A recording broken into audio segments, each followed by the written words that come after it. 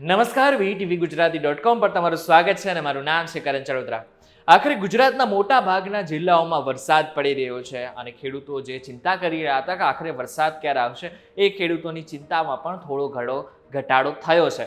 હવે મહત્વની વાત તો એ છે કે હવે આગળના સમયમાં કયા કયા જિલ્લાઓમાં વરસાદ પડશે અને કેટલો વરસાદ પડશે તેના ઉપર સૌ કોઈની નજર છે. ત્યારે આજના વિડીયો થકી આપણે જાણી લઈએ કે મોટાભાગના જિલ્લાઓમાં કયા જિલ્લાઓમાં વરસાદ કેવો પડશે. અત્યારની જે સ્થિતિ છે એ કંઈક આવી છે. અત્યારે તમે જોઈ શકો છો કે ગુજરાતના મોટા ભાગના જિલ્લાઓમાં સારો એવો વરસાદ દેખાઈ રહ્યો છે. આપણને જેટલા પણ બ્લુ પટ્ટા તમને દેખાઈ રહ્યા છે એ બધા જ વિસ્તારોમાં સામાન્ય વરસાદ છે, પરંતુ જેટલા પણ લાલ પટ્ટા છે એ બધા જ વિસ્તારોમાં ધોધમાર વરસાદ પડી રહ્યો છે. એમાં પણ ખાસ કરીને આજની વાત કરવાની આવે એટલે કે 26 તારીખની, તો આજે 26 તારીખે લગભગ ગીર સોમનાથમાં 1.5 ઇંચ જેટલો વરસાદ પડી ચૂક્યો છે. એટલે પણ આપણે એ પણ દેખાય છે કે ગીર સોમનાથની આસપાસ લાલ કલરનું છે. હજી થોડું ઝૂમ કરશું તો આપણે ખબર પડશે કે કયા કયા વિસ્તારની અંદર વરસાદ આવી શકે છે. ખાસ કરીને વિસાવદર છે, મેંદરડા છે, સાસરગી છે, તાલાળા છે, ટીંબરી છે, જામવાડા છે, ગીર સોમનાથનો જેટલો પણ ભાગ છે એ છે, જુનાગઢ છે, વંથલી છે, જેતપુર, વડિયા, ભેસાણ, કુકાવાવ, બગસરા, આ બાજુ ધારી, આ બધા જ વિસ્તારોમાં ધોધમાર વરસાદ પડવાની શક્યતાઓ આજના દિવસ પૂરતી પણ છે. હજી જો થોડું ઉપર જઈશું તો આપણે હજી એક લાલ કલરનું દેખાઈ જશે અને એ છે જેટલા પણ ભાગ છે એ બાજુ તો લાલપુર છે. ખાસ કરીને લાલપુરની સાથે જામવંથલી એ છે અને કાલાવાડ, આટલા વિસ્તારોમાં ધોધમાર વરસાદ પડશે અને એના આસપાસના વિસ્તારોમાં ધોધમાર વરસાદ પડવાની શક્યતાઓ છે. એટલે કે જામનગર છે, આ બાજુ રાગપર છે, આ બાજુ ખંભાળિયા છે, આ બાજુ ભાણવડ છે, જામજોધપુર છે, પડદરી છે, ધ્રોલ છે, પીઠળ છે, આ બધા જ વિસ્તારમાં ધોધમાર વરસાદ પડી શકે છે. આ સાથે રાજકોટ, ગોંડલ, મોવિયા, આ બધા જ વિસ્તારોમાં ધોધમાર વરસાદ પડવાની શક્યતાઓ આજના દિવસ પૂરતી વ્યક્ત કરવામાં આવી રહી છે. આમ જોવા જઈએ તો જેટલા પણ કોસ્ટલ એરિયા છે એટલે કે દરિયાકાંઠાના જેટલા પણ વિસ્તારો છે એ દરિયાકાંઠાના વિસ્તારોમાં પણ ધોધમાર વરસાદ પડી શકે છે. આમ પણ હવે તમને એ પણ સમજાઈ જવું કે આજે પવનની દિશા છે કઈ બાજુથી આવી છે. થોડું આપણે નાનું કરશું, ભારત દેશને આપણે બતાવીશું તો તમને સમજાઈ જશે કે બે તરફથી આપણને પવનની દિશાઓ આપણને મળતી હોય છે. સામાન્ય રીતે જોવા જઈએ તો એક આ રીતે અને એક આ રીતે. હવે જે બંગાળની ખાડીના જે પવનો છે, જે વાદળો છે એ ધીરે ધીરે આ સાઈડ આવતા જાય છે, એટલે કે ગુજરાત તરફ આવતા જાય છે.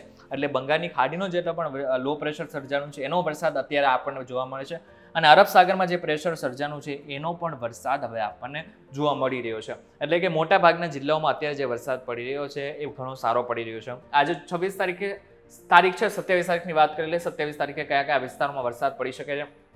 હવે 27 તારીખે મોટાભાગના જેટલો કચ્છનો વિસ્તાર છે, કચ્છના વિસ્તારોમાં મોટા ભાગે વરસાદ પડે અને ખાસ કરીને જામનગર જેવા વિસ્તારોમાં વરસાદ પડી શકે છે. જો કચ્છની વાત કરીએ તો આખા કચ્છમાં ધોધમાર વરસાદ આવતીકાલે એટલે કે 27 રોજના પડી શકે છે. એમાં ખાસ કરીને ભુજ છે, નિરોણા છે, નાગવીરી છે, ખાવડા છે, આ બાજુ માંડવી છે, ગાંધીધામ છે, મુન્દ્રા છે, સીસાગઢ છે, આ બધા જ વિસ્તારોમાં ધોધમાર વરસાદ પડવાની શક્યતાઓ આવતીકાલે દર્શાવવામાં આવી છે. હવે આ જે ધોધમાર વરસાદની શક્યતાઓ છે એની સાથે સાથે પવન પણ ફૂંકાઈ શકે છે. એટલે કે વીજળીના ચમકારા સાથે પવન પણ ફૂંકાઈ શકે છે.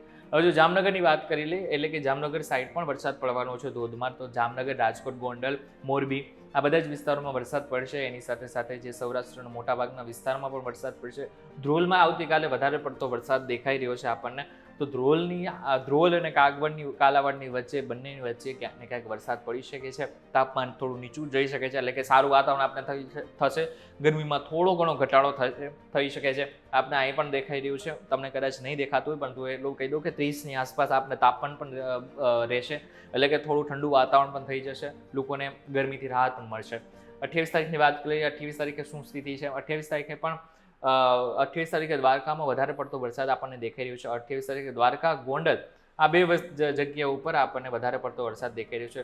જો દ્વારકાની વાત કરીએ તો ભાટિયા છે, દ્વારકા પોતે છે, ઓખા છે, ખંભાળિયા, આ બધા એટલે કે કોસ્ટલ એરિયા છે જે છે ત્યાં વધારે પડતો વરસાદ પડશે. વધારે પડતો વરસાદ એટલે 1-2 ઇંચ જેટલો વરસાદ પડી શકે છે આ 28 તારીખ એટલે કે 2 દિવસ પછી 28 તારીખે 2 ઇંચથી 3 ઇંચ જેટલો વરસાદ પડી શકે છે. ખંભાળિયા છે. પછી જો વાત કરવામાં આવે ગોંડલ છે, આ બાજુ ગોંડલના વિસ્તારમાં આપણે ગ્રીન કલરનું દેખાય છે એટલે કે ત્યાં પણ થોડો વરસાદ પડી શકે છે. આ બાજુ લીંબડી, સુરેન્દ્રનગર, રાણપુર, બોટાદ, બાવળિયા આ બધા વિસ્તારોમાં વરસાદ પડી શકે. ઘણા બધા લોકોને એ ચિંતા છે કે અમદાવાદમાં હજી સુધી વરસાદ નથી પડ્યો, તો અમદાવાદમાં ક્યારે વરસાદ પડશે? તો 28 તારીખની વાત કરીએ તો 28 તારીખે અમદાવાદમાં પણ ધોધમાર વરસાદ પડી શકે છે, એટલે કે 2 દિવસ પછી અમદાવાદમાં પણ સારો એવો વરસાદ થઈ શકે છે. આમ તો જો કે અમદાવાદમાં 2 રાત્રિથી થોડો વરસાદ પડ્યો હતો, પરંતુ એટલો બધો ધોધમાર વરસાદ નથી પડેલો. એના હિસાબે લોકોને હવે ચિંતા છે કે અમદાવાદ સાઈડ ક્યારે વરસાદ પડશે. તો એ લોકોને પણ કહીશ કે 28 તારીખે અમદાવાદમાં પણ ધોધમાર વરસાદ પડી શકે છે.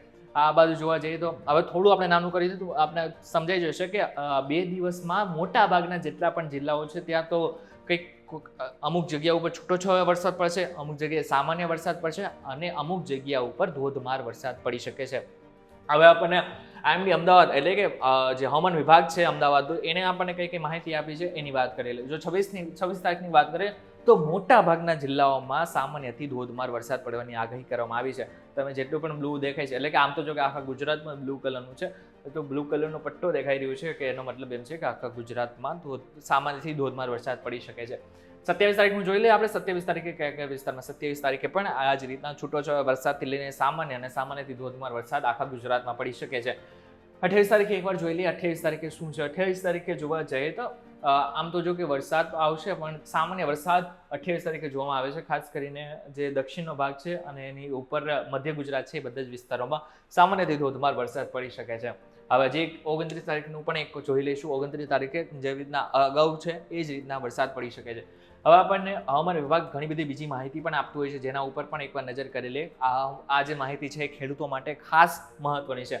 હવે આ તમને જે ચિત્ર દેખાઈ રહ્યું છે ને, એ ચિત્ર છે હવામાન વિભાગે બહાર પાડેલું. એનો મતલબ એમ થાય કે કયા કયા દિવસે જે ચોમાસું છે આગળ વધી રહ્યું છે.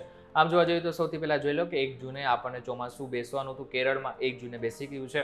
આમ તો જો કે એની પહેલા જ 2 દિવસ પહેલા જ બેસી ગયું હતું. 15 જૂને મુંબઈમાં આવવાનું હતું. એ 10 જૂને મુંબઈમાં એન્ટ્રી કરવાનું હતું, પરંતુ એ તો 2 દિવસ પહેલા જ એન્ટ્રી કરી લીધું હતું. પરંતુ આમ જોવા જઈએ તો 15 જૂને દક્ષિણ ગુજરાતમાં એન્ટ્રી કરવાનું હતું, પરંતુ એ જે છે તારીખ બદલાઈ ગઈ. ચોમાસું ખેંચાણું આપણે બધાને ખબર છે, એટલે કે 24 જૂનના રોજ પછી ચોમાસું બેઠું હતું.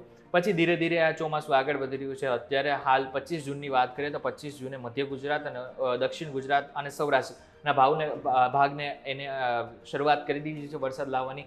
અને આ બાજુ જોવા જઈએ તો 30 જૂનની આસપાસ એવું અનુમાન કરવામાં આવી રહ્યું છે કે આખા ગુજરાતને આ જે ચોમાસું છે એ કવર કરી લેશે. મેં તમને જેવી રીતના કીધું કે 28 થી 30 જૂનના રોજ કચ્છમાં પણ વરસાદ આવી જશે.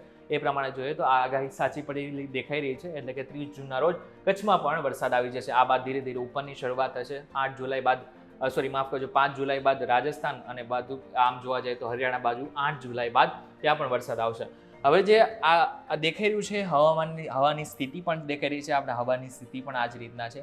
હવા ધીરે ધીરે આમ વહી રહી છે. એ જે સ્થિતિ છે ને, એ વાદળો ખેંચતી હોય છે અને આપણને ત્યાં વરસાદ આવતો હોય છે. હજી આપણને રેનફોલ ઇન્ફોર્મેશન છે જે આપણા માટે જરૂરી છે, જેમાં બતાવવામાં આવતું હોય છે કે મોટાભાગના જે તમને જે બ્લુ કલર, રેડ કલર અને યલો કલર જે દેખાઈ રહ્યું છે, આપણા ગુજરાતને થોડુંક આપણે ઝૂમ કરીશું તો ઝૂમ કરતાં જ આપણને ખબર પડશે કે મોટાભાગના જિલ્લાઓમાં અત્યારે હાલ વરસાદ પડી રહ્યો છે. બસ આ ઘણું છે. આમ જોવા જઈએ તો મોટાભાગના જેટલા પણ વિસ્તાર છે એમાં બ્લુ કલરનો પટ્ટો દેખાઈ રહ્યો છે, એટલે કે ત્યાં સામાન્ય વરસાદ પડી રહ્યો છે. યલો કલરનો પટ્ટો છે એમાં થોડોક વધારે પડતો વરસાદ, અને જે રેડ કલરનો પટ્ટો છે એમાં વધારે એટલે કે ધોધમાર વરસાદ પડવાની શક્યતાઓ છે. આમ જોવા જઈએ તો હાલ મોટાભાગના જેટલા પણ જિલ્લાઓ છે ત્યાં હાલ વરસાદ પડી રહ્યો છે, અને 2 દિવસથી 3 દિવસની અંદર મોટાભાગના જિલ્લાઓ એટલે કે જ્યાં વરસાદ નથી પડેલો, એટલે કે કચ્છ જેવા જિલ્લાઓમાં પણ આગળના સમયમાં વરસાદ આવી શકે છે. અને જોવા જઈએ તો હવામાન વિભાગનું કહેવું છે કે આગળના સમયમાં એટલે કે 30 જૂનના રોજ લગભગ ગુજરાતના મોટાભાગના વિભાગ અને વિસ્તાર કવર કરી લેશે. ત્યારે હવે તમને સમજાઈ ગયું છે કે જેટલા ખેડૂતોને હવે ચિંતા હતી કે આખરે ગુજરાતમાં ચોમાસું ક્યાં પહોંચ્યું છે, કઈ દિશામાં જઈ રહ્યું છે, એ બધી જ માહિતી હવે તમને મળી ગઈ હશે. હવે એટલું જ કરવાનું છે, તમારા આ વિડીયોને મેક્સિમમ લોકો સુધી પહોંચાડી દેવાનો, જેથી એમને પણ આ વિશે ખબર પડે કે એમના વિસ્તારમાં કઈ જગ્યાએ કઈ તારીખે વરસાદ આવવાનો છે. વિડીયો તમને પસંદ આવે તો વિડીયો લાઈક અને શેર જરૂરથી કરજો. તો આવા જ ઇન્ફોર્મેટિવ વિડીયોઝ માટે VTV Gujarati.com સાથે જોડાયેલા રહેજો.